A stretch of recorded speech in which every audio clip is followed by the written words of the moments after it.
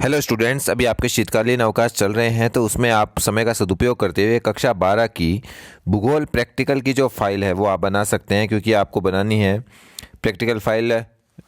आपके practical exam है वो जनवरी फरवरी में होंगे, तो उसके लिए आपको भूगोल की प्रैक्टिकल फ़ाइल बनानी है। तो 12वीं क्लास की प्रैक्टिकल फ़ाइल आपको कैसे बनानी है वो मैं आपको आज बता देता हूँ। वीडियो को अंत तक देखें, चैनल को आप सब्सक्राइब करें।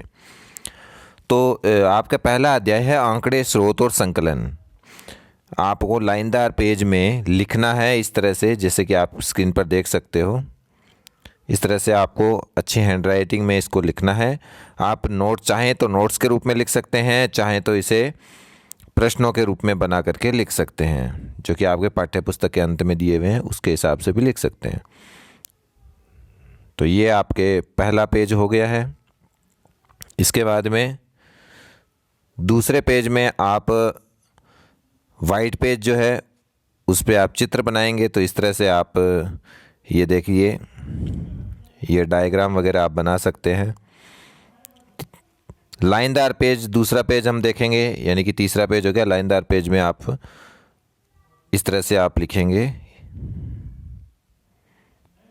और ये यहाँ ये पेज है कंप्लीट हो गया है। उसके बाद में अगला पेज आप इस तरह से देख सकते हैं स्क्रीन पर। प्रश्न संख्या 8 जो है वो इसमें दिया हुआ है। अगला पेज में आप लाइनदार पेजों पर आप लिख सकते हैं, और ये पेज समाप्त होने के बाद में अगले पेज पर आप इस तरह से चित्र बनाएंगे। और यहाँ सारणी बनाई हुई है तो आप सारणी बनाएंगे। दो साइड में वाइट होता है तो दूसरे साइड में आप ये इस तरह से बना सकते हैं। ये एक माध्य माध्यिका बहुलक वाले प्रश्न जो हैं वो भी आप उनके चित्र, या आवर्ती विवरण वितरण बहुभुज हैं, मिलान चिन्ह हैं, इनके चित्र आप बना सकते हैं। और उसके बाद में जो ये आवर्ती वितरण बहुभुज है, इसके बारे में मैटर लिखना है, ये आप इस तरह से लिख सकते हैं। फिर ये आप देखिए केंद्रीय प्रवृत्ति के माप से संबंधित प्रश्न, माध्य माध्यिका बहुलक, जो दूसरा अध्याय हमारा शुरू हो रहा है। इस दूसरे अध्याय के बारे में ऊपर हेडिंग लगानी है आपको अध्याय की। उसके बाद में इसके प्रश्न जो है ये लिखने वाले, ये आपको लिखने हैं। वाइट पेज पर आप इस तरह से चित्र वगैरह बना सकते हैं। इसके बाद में दूसरे अगले पेज पर इस तरह से लिखना है। उसका नेक्स्ट पेज आप चाहें तो स्क्रीनशॉट ले सकते हैं इनके। वीडियो को ध्यान से देखिएगा। इस तरह से आप डायग्राम वगैरह बनाने हो तो आप वाइट पेज पर इस तरह से बना सकते हैं। ग्राफ पेपर को चिपका करके भी बना सकते हैं, जैसा कि आपने पिछले पृष्ठ पर देखा। तीसरा पार्ट है आंकड़ों का आलेखी निरूपण। उससे संबंधित आप इस तरह से लिखेंगे,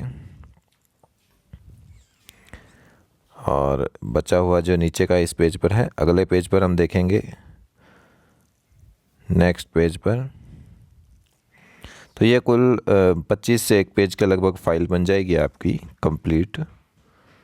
इस तरह से ये आप चित्र बना सकते हैं। ये चित्र आप अपनी पुस्तक में भी देख सकते हैं, पुस्तक से सहयोग भी ले सकते हैं।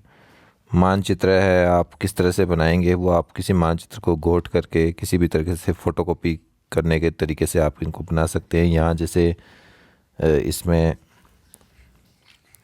बनाया रखा है उस तरह से आप चित्र बना सकते हैं।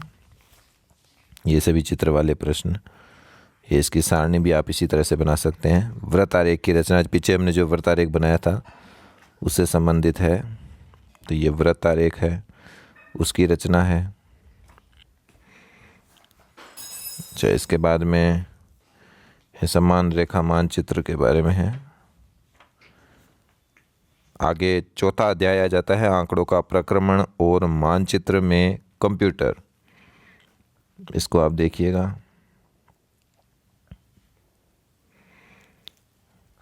इस तरह से आप लिख सकते हैं। लिखने वाले चीज़ें आप सारणी और चित्र किस तरह से बनाने आप ध्यान रखें। उस फाइल को सही तरीके से अटैच भी करें। ये पेज कंप्लीट हुआ, नेक्स्ट पेज ये इस तरह से। तो इस तरह से आपकी जो भूगोल की प्रायोगिक की जो पुस्तक है समाप्त।